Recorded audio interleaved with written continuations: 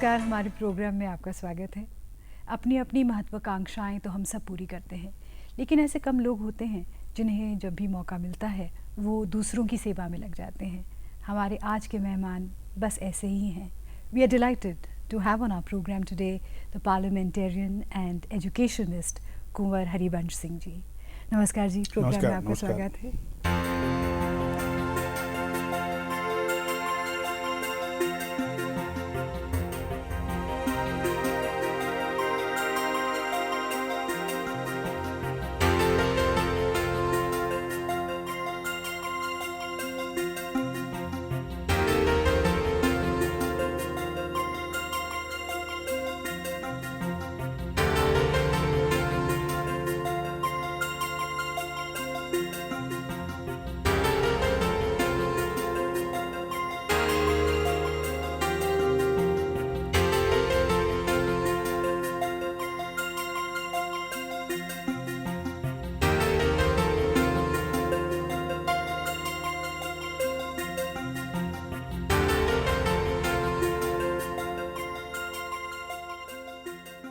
Education से आपको एक लंबा नाता रहा है, उसके बारे में बताइए।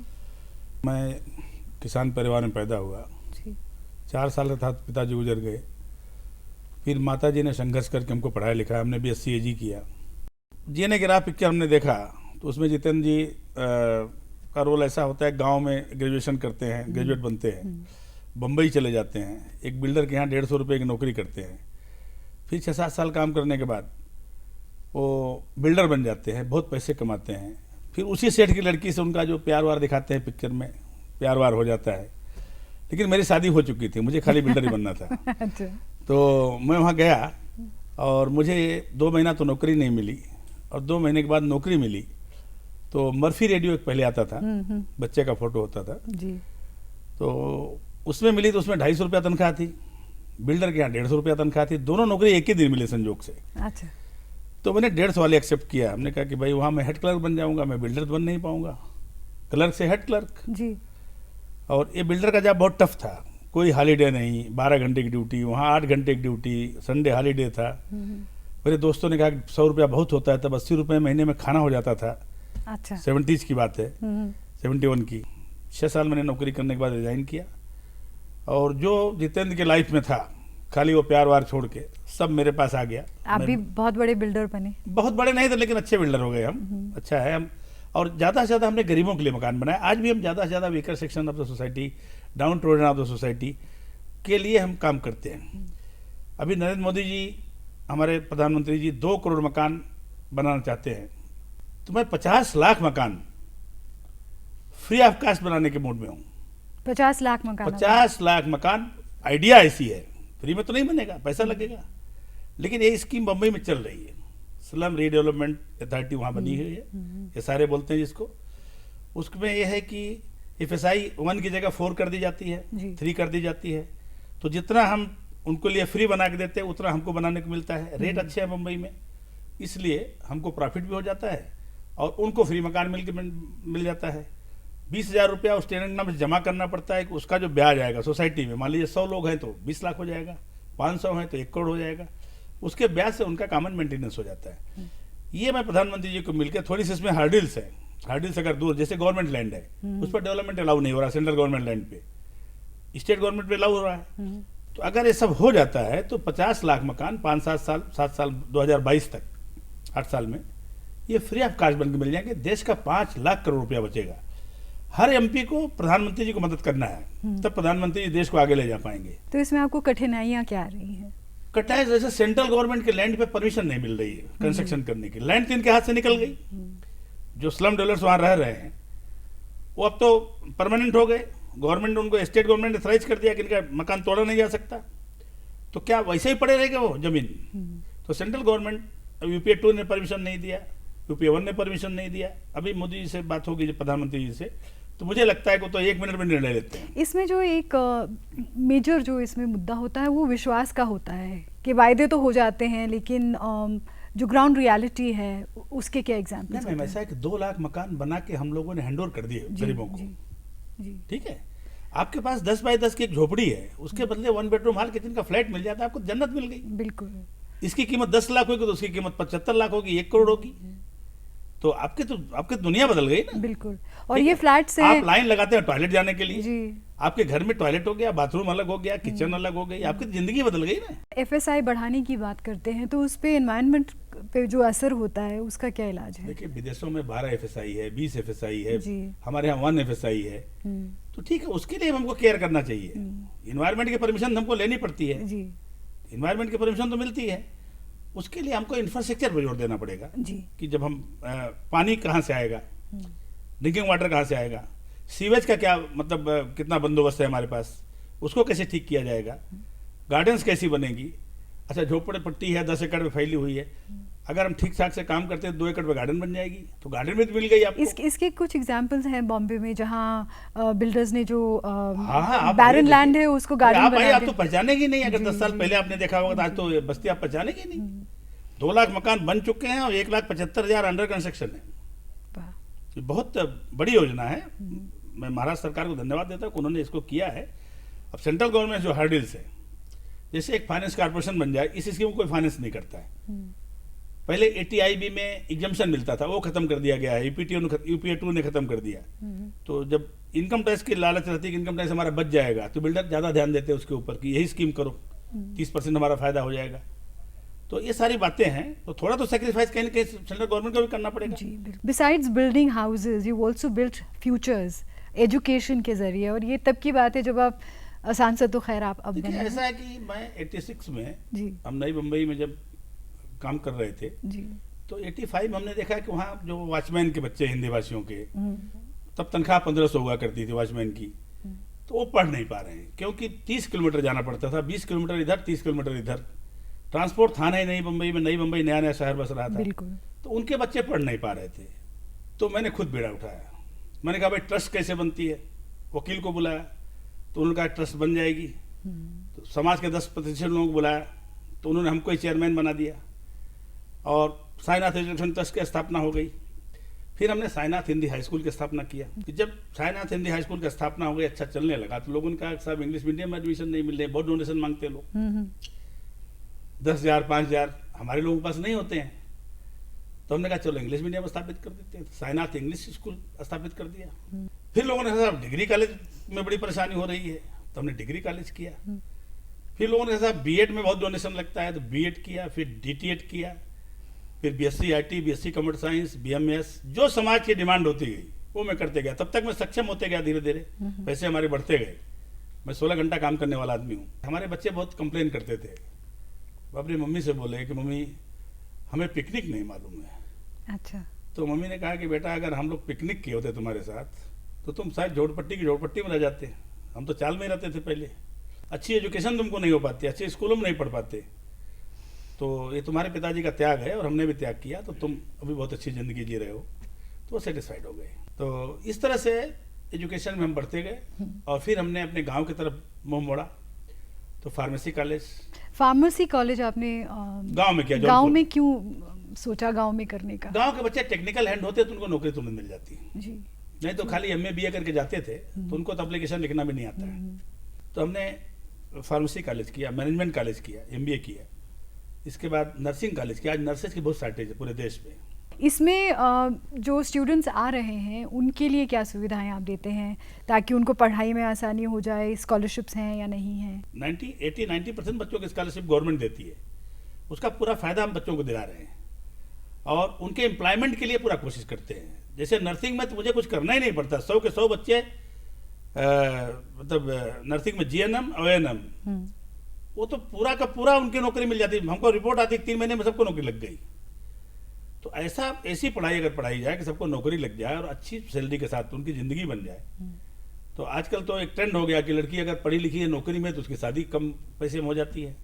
अच्छा, अभी भी गाँवों में देखा जाता है कि लड़कियों को एजुकेशन की तरफ ज़्यादा नहीं लोग भेजते। नहीं, आप जब स्कूल छूटता है जी तो लड़कियां ज़्यादा दिखाई पड़ेंगी आपको। मेरे ख्याल से अगर 52 लड़कियां दिखाई पड़ेंगे तो 48 लड़के दिखाई पड़ेंगे। अच्छा। और जब रिजल्ट आता है तो लड़कियां ही टॉप कर रही हैं। लड़कियां तो हमेशा टॉप करती हैं। हाँ, अभी हर गार्जियन सोच रहा है कि मेरी बेटी BSc करे, MSc करे, PhD करे और लड़कियों का जो शौक है उतना पढ़ाए। मैं अखिल भारतीय क्षत्रिय महासभा के मेरे समाज का राष्ट्रीय अध्यक्ष भी हूँ मैं हर जगह सबसे पहला यही कहता हूँ कि दहेज प्रथा बंद हो। एक बाप जिसके पास 5 लाख रुपया है और लड़की इंटर पास हो गई तो सोचता है कि 5 लाख दहेज ले लेंगे लोग, तो मैं लड़की की पढ़ाई कट कर देता हूँ। मैं बोलता हूँ कि 5 लाख 7 लाख उसके पास जो भी है 10 लाख खर्चा करने के बाद वो लड़की को इंजीनियर बनावे, डॉक्टर बनावे, MCA बनावे, MBA बनावे, और आप सुशिक्षित बहू घर में लाइए जो आपका घर बना देगी हमेशा के लिए। 5-10 लाख रुपए तो कैसे खर्च हो जाएगा मालूम नहीं। तो मुझे बहुत सक्सेस मिला कि पूना में 544 लड़के लड़कियां रजिस्ट्रेशन किए और काउंसलिंग हुई। काउंसलिंग में वो लोग आपस एक दूसरे को चाहे, पहले हम लोग उनको इंटरव्यू छपवा के अच्छी तरह से नाम एड्रेस छाप के क्वालिफिकेशन छाप के दे दिए सबको, और सबकी शादी तय हो गई। 1 रुपए में शादी होगी। ये जो 544 बता रहा हूँ इसमें कुछ IAS थे, IPS अच्छा। थे, IRS थे, जिनकी शादियों के करोड़ों करोड़ों रुपए ऑफर थे, वो 1 रुपए में शादी कर रहे। इंस्पिरेशन की बात है। आप जब छोटे थे तो आपकी इंस्पिरेशन कौन होती थी? मेरी मदर। अच्छा। मेरी माँ बहुत बहादुर थी। अगर उसको साधन मिला होता तो लक्ष्मीबाई बनती। वाह। हाँ, बहुत बहादुर थी। 28 साल की उम्र बेचारी की थी जब पिताजी गुजर गए। हम 2 भाई, मेरा भाई 1 साल का था। तो इंस्पिरेशन तो मेरी माँ थी। हम कोई थोड़ा झगड़ा कर लेते थे, जैसे हमारी जमीन में क्या होता है कि आपकी बाउंड्री ये है, तो जो सबल है मजबूत आदमी है वो 2 फुट इधर मेड़ बना लेता है। तो मेरी माँ बोलती थी छोटी बातों में तुम मत पड़ो, ये लोग चाह रहे हैं तुम झगड़ा करो, लाठी से मार देंगे, तुम्हारा हाथ पांव टूट जाएगा, तुम्हारी एजुकेशन बर्बाद हो जाएगी। बहुत बड़ा विचार था। पढ़ी लिखी नहीं थी वो, 5वीं 6वीं तक पढ़ी लिखी थी। कभी माँ ने ये नहीं कहा कि आप बम्बई की तरफ आ गए, जो आपने BSc की एग्रीकल्चर में ज़मीन से दूर हो गए, उसका कभी अफसोस हुआ उन्हें? नहीं, मेरी माँ बहुत रो रही थी मैं जब जा रहा था जी। क्योंकि आप विश्वास नहीं करेंगे कि वो 20 साल की मेरी उम्र थी, 21 साल की, तब भी कभी कभी माँ मुझे खाना खिलाती थी अपने हाथ से। 17-18 साल तक तो नियम से खिलाती थी। अच्छा। अपने हाथ से नहीं खिलाओ तब तक मेरा पेट भी नहीं भरता था। तृप्ति नहीं होती थी। हाँ, और वो खाना मुझे अभी 7 स्टार में भी नहीं मिलता जो मेरी माँ वो मिट्टी के बर्तन में मक्खन डाल देना, इतना मक्खन, उसमें जो है परवल डाल देना, आलू डाल देना, फिर कटहल डाल देना, और वो जो धीरे धीरे 2 घंटा पकता था, उसके बाद जो टेस्ट आता था खाने का, और मक्के की रोटी और वहाँ और रोटियां जो बनती थी वो अलग अलग ही टेस्ट था। वो माँ के हाथ का खाना फिर हमको नसीब नहीं हुआ। आपके अपने जीवन में अगर देखा जाए तो जो काम आपने किया है वो सांसद बनने से पहले का किया हुआ है। एजुकेशनल ट्रस्ट जो आपने शुरू किए हैं, बच्चों की लड़कियों की शादियां कराना, मकान दिलवाना, ये सब जो आप काम कर रहे हैं, तो आपको क्या लगता है कि सांसद होना या पॉलिटिक्स में आना ज़रूरी नहीं है? अगर आपका एक इरादा हो, दृढ़ निश्चय हो, तो वो काम आप ऐसे भी कर सकते हैं। महात्मा गांधी जी कहाँ सांसद थे? हाँ, नहीं थे। सुभाष चंद्र बोस जी कहाँ सांसद थे? नहीं थे। एक समाज सुधारक हुए हैं, ये सांसद MLA MP मिनिस्टर नहीं थे।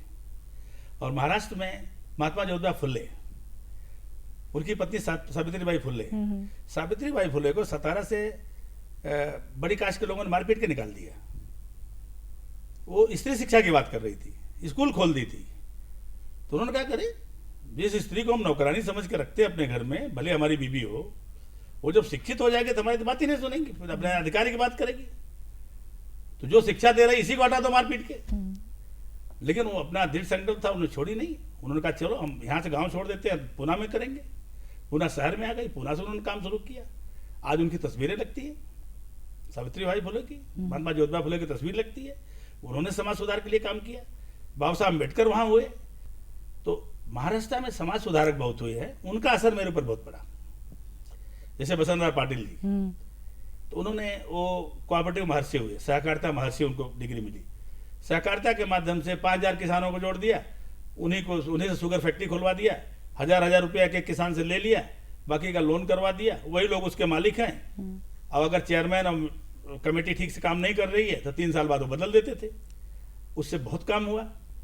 दूध में बहुत काम हुआ कोऑपरेटिव से, स्पिनिंग मिलें बहुत चली, तो उनकी जीवन बदल गया। हमारी बातचीत तो खैर जारी रहेगी, लेकिन उससे पहले एक छोटा सा ब्रेक लेते हैं।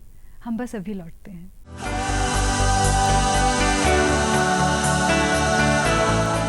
एज अ पार्लियामेंटेरियन, अब आप जहाँ तक पहुँचे हैं, जो आपने सेवा की है समाज की, इसके आगे आप क्या देखते हैं आपके लिए?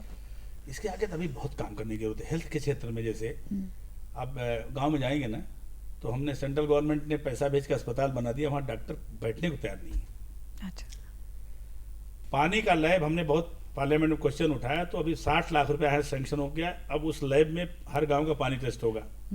कौन सा पानी आप पी रहे हैं आपको मालूम ही नहीं है। पानी से ही आपके सारी बीमारियां हो रही हैं। सारा पैसा आपको उसी में खर्च हो रहा है, आपका हेल्थ खराब हो जा रहा है। और एक बार आपकी किडनी खराब हो गई या लंग्स खराब हो गए तो अब तो जिंदगी आपकी खत्म हो गई। बच्चे तमाम बीमार पड़ रहे हैं। गांव में बहुत काम करने की जरूरत है, इसमें हम लगेंगे। और हम एक जिले में काम नहीं करेंगे, प्रतापगढ़ जौनपुर में पैदा हुआ हूँ, प्रतापगढ़ मेरी संसदीय सीट है।